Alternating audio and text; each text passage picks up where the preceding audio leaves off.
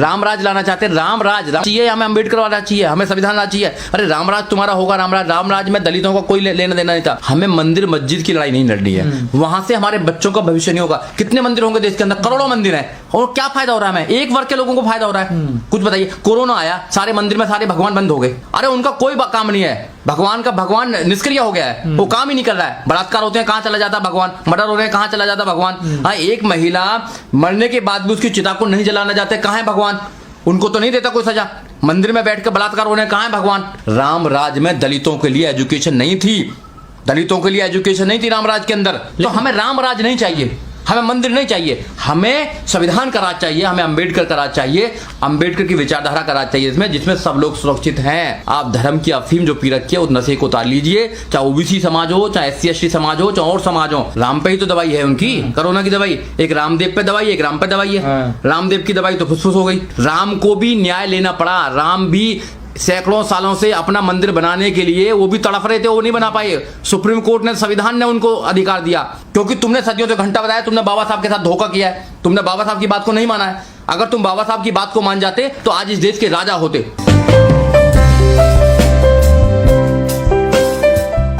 देखिए, जहां तक संविधान की बात है, संविधान के माध्यम से जो देश है वो सेकुलर स्टेट है। भारत जो है वो धर्मनिरपेक्ष देश है, और जब भारत सेकुलर स्टेट है तो सेकुलर स्टेट के जो प्रधानमंत्री हैं वो भी सेकुलर होने चाहिए।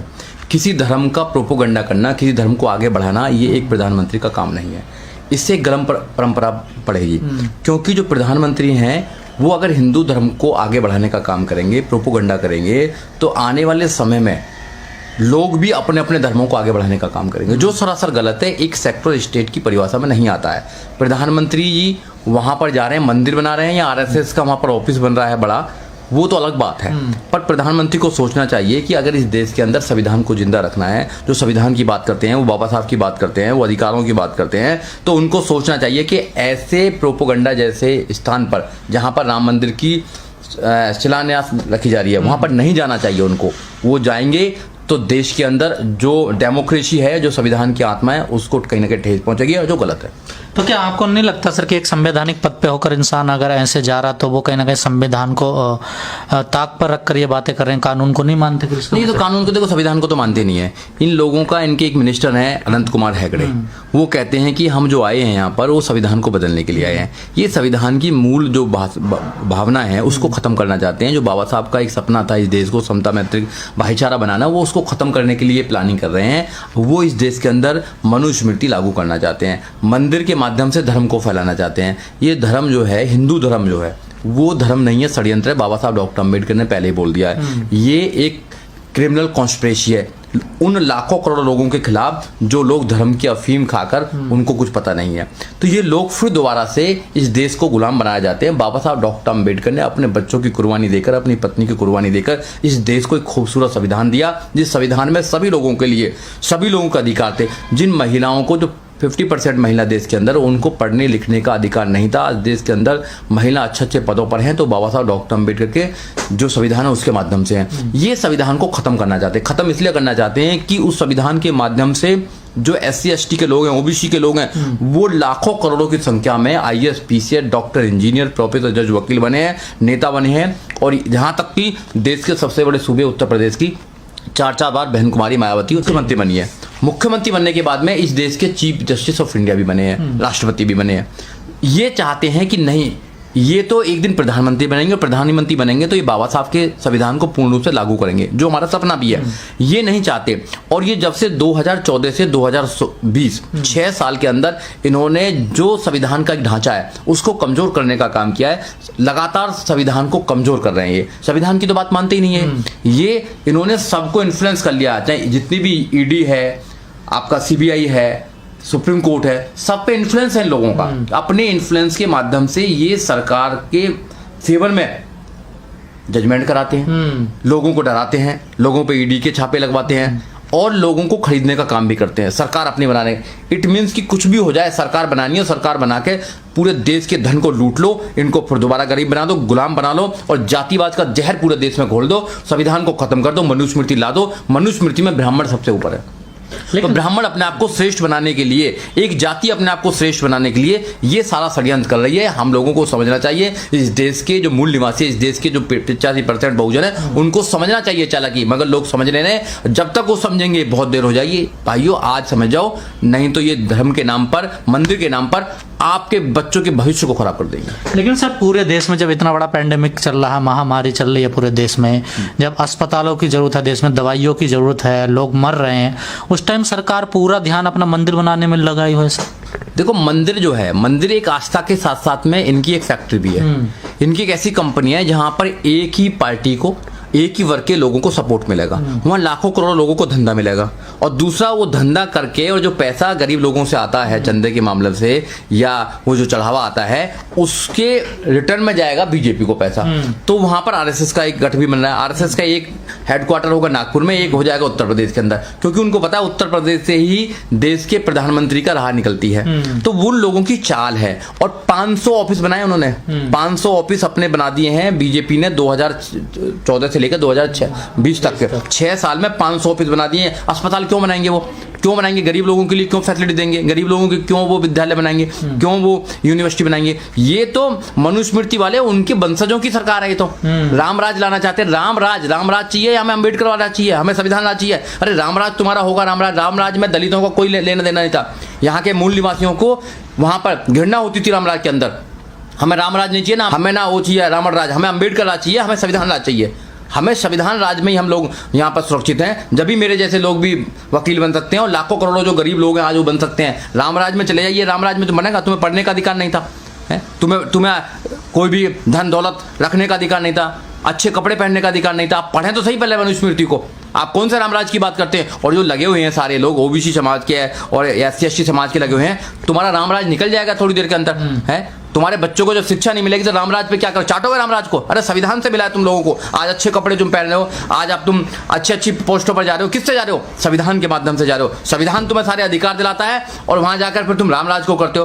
अरे रामराज की कल्पना हमें नहीं चाहिए, हमें नहीं चाहिए। राम से कोई मतलब नहीं, हमें संविधान से मतलब है। ये देश को संविधान बनाना चाहता है, मगर उनको पता है कि संविधान हमें कमजोर करता है, संविधान मनुस्मृति को कमजोर करता है, उनके षड्यंत्र को कमजोर करता है। इसलिए वो इस देश के अंदर बड़ा मंदिर बना रहे हैं। मंदिर से वो धर्म की वो करना चाहते हैं, धर्म का प्रचार करना चाहते हैं, वो मनुस्मृति का प्रचार करना चाहते हैं, और फिर दोबारा धर्म के नाम पर इस देश को गुलाम बनाना चाहते हैं, जैसे उन्होंने सैकड़ों साल तक, हजारों साल तक इस देश को गुलाम बनाए रखा और देश के लोगों को गुलाम बनाए रखा। तो सर, जिस प्रकार से एक पूरा एजेंडा चलाया जा रहा है, प्रचार किया जा रहा है, क्या लगता है फिर से इस मुद्दे को पूरे को गरमाया जा रहा है देश में? बिल्कुल गरमाया जा रहा है। 2024 में कहा जा रहा है 2023 में कंप्लीट होगा मंदिर, 2024 में चुनाव भी होना है। बिल्कुल बिल्कुल, ये मंदिर के नाम पर देश में अपनी राजनीति को सुनिश्चित करना चाहते हैं। लोगों को समझना चाहिए, हमें मंदिर मस्जिद की लड़ाई नहीं लड़नी है। वहां से हमारे बच्चों का भविष्य नहीं होगा। कितने मंदिर होंगे देश के अंदर? करोड़ों मंदिर हैं, और क्या फायदा हो रहा है? हमें एक वर्ग के लोगों को फायदा हो रहा है? कुछ बताइए। कोरोना आया, सारे मंदिर में सारे भगवान बंद हो गए ना, हो गए बंधन, सारे बंद कर दिए। अरे उनका कोई काम नहीं है, भगवान निष्क्रिय हो गया है, वो काम ही नहीं कर रहा है। बलात्कार होते हैं, कहां चला जाता भगवान? मर्डर हो रहे हैं, कहां चला जाता भगवान? हाँ, एक महिला मरने के बाद भी उसकी चिता को नहीं जलाना चाहते, कहां है भगवान? उनको तो नहीं देता कोई सजा। मंदिर में बैठ कर बलात्कार हो रहे हैं, कहां है भगवान? भगवान की परिक्रमा छोड़ो, संविधान है, संविधान से लोगों को अधिकार मिलेंगे। अधिकार आज तक मिले तो संविधान से मिले। आप लोग मंदिर के नाम पर हजारों करोड़ों लोगों को बर्बाद करना चाहते हो, और एक ऐसा धर्म की अफीम खिलाना चाहते हो लोगों को, जो लोग हमेशा धर्म के नाम पर गुलाम रहे। आपने देखा नहीं होगा, नौजवान साथियों को जिनको स्कूल जाना चाहिए, जिनको विद्यालय जाना चाहिए, वो कावड़ लेकर आते हैं। कौन होते हैं वो बहुजन के बच्चे होते हैं। उनको धर्म के नाम पर आप आगे बढ़ाना चाहते हो, फिर दूसरे धर्म से लड़ाना चाहते हो उनको। तो हमें धर्म नहीं चाहिए। लेकिन सर, बीजेपी के नेता तो हमें बच्चों के लिए रोजगार चाहिए, हमें बच्चों के लिए शिक्षा चाहिए। अगर मेरे बच्चे पढ़ेंगे तो जब भी तो आगे बढ़ पाएंगे, मेरी तरह पढ़ेंगे। अगर मैं पढ़ता नहीं तो मैं यहाँ आता क्या? आप नहीं पढ़ते तो यहाँ आते क्या? जिन लोगों ने भी आगे बढ़े हैं वो पढ़ के ही पढ़ाई से बढ़े हैं, और ये पढ़ाई को खत्म करना चाहते हैं, एजुकेशन को खत्म करना चाहते हैं। राम राज में दलितों के लिए एजुकेशन नहीं थी, दलितों के लिए एजुकेशन नहीं थी रामराज के अंदर। तो जब ये रामराज लेकर आना चाहिए, दलितों की एजुकेशन तो गई। रामराज में दलित राजा नहीं बन सकता था, तो राजा तो कोई बनेगा नहीं। जैसे अब बन जाते हैं, मिनिस्टर बन जाते हैं, अब ये MP बन जाते हैं, फिर तो कोई बनेगा नहीं। ये संविधान राज में हुआ। देश की सबसे बड़ी सूबे उत्तर प्रदेश की बहन कुमारी मायावती 4 बार मुख्यमंत्री रही, वो तो नहीं बन सकती, क्योंकि महिला को तो पढ़ना ही नहीं है। तुलसी जात कहते हैं ना, ढोल शूद्र पशु और नारी ताड़न के अधिकारी, वो तो खुद कहते हैं।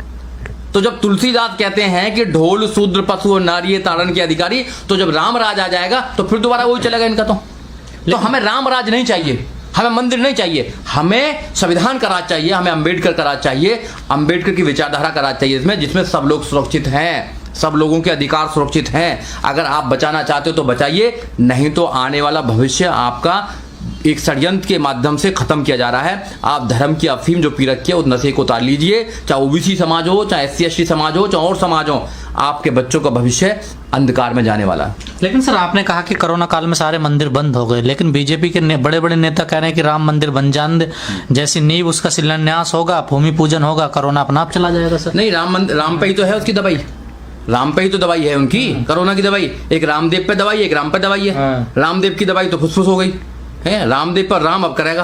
अरे राम जो है ये भगवान होंगे, आस्था के प्रतीक होंगे कुछ लोगों के, मगर इनके अकॉर्डिंग सारा कुछ देश नहीं चल रहा है, देश संविधान के अकॉर्डिंग चल रहा है। राम को भी न्याय लेना पड़ा, राम भी सैकड़ों सालों से अपना मंदिर बनाने के लिए वो भी तड़फ रहे थे, वो नहीं बना पाए। सुप्रीम कोर्ट ने, संविधान ने उनको अधिकार दिया।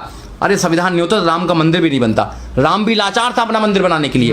अगर राम का मंदिर भी बना तो संविधान की वजह से बना, बाबा साहब डॉक्टर अम्बेडकर की वजह से। राम को भी अगर अधिकार मिला, राम को भी न्याय मिला, मैं मानता हूं कि न्याय उनको मिल गया, तो वो भी संविधान के अकॉर्डिंग मिला, मेरे बाबा साहब डॉक्टर अम्बेडकर के संविधान के अकॉर्डिंग मिला। अगर संविधान नहीं होता तो राम भी कहीं वो टाट में होते। साध्वी प्रज्ञा कह रही 5 बार हनुमान चालीसा पढ़ो, कोरोना अपना आप खत्म हो जाएगा। वो करती रहेंगी, वो तो क्या क्या करवाती रहेंगी, वो करती रहेंगी। ऐसे अनपढ़ लोगों की बात नहीं क्या करते हम लोग, वो अनपढ़ लोग हैं। तो सरकार कार्रवाई क्यों नहीं करती इन लोगों पर? सरकार के लोग हैं, सरकार तो चाहती है, सरकार चाहती है कि वो ऐसे लोगों को आगे बढ़ाए, क्योंकि उनका एजेंडा चल रहा है, उनका एजेंडा है, उनका एजेंडा है कि इस देश के ज्यादातर लोगों को धर्म के नाम पर बेवकूफ बनाया जाए, गुमराह किया जाए, उनके भविष्य को खराब किया जाए, उनको मजदूर बनाया जाए, क्योंकि उनके लोग तो अच्छे अच्छे स्कूल में पढ़ रहे हैं, उनके बच्चे तो अच्छे अच्छे स्कूल में पढ़ रहे हैं, और उनको अगर रोजगार भी नहीं मिलेगा तो मंदिर के नाम के रोजगार मिल जाएगा। करोड़ों मंदिर हैं, एक मंदिर में लगभग 1000-2000 लोग काम करते हैं बड़े बड़े मंदिरों में, तो उनको रोजगार किसको मिल रहा है? तो क्या वहां कोई दलित कोई वहां पुजारी है? क्या वहां कोई ओबीसी पुजारी है वहां पर?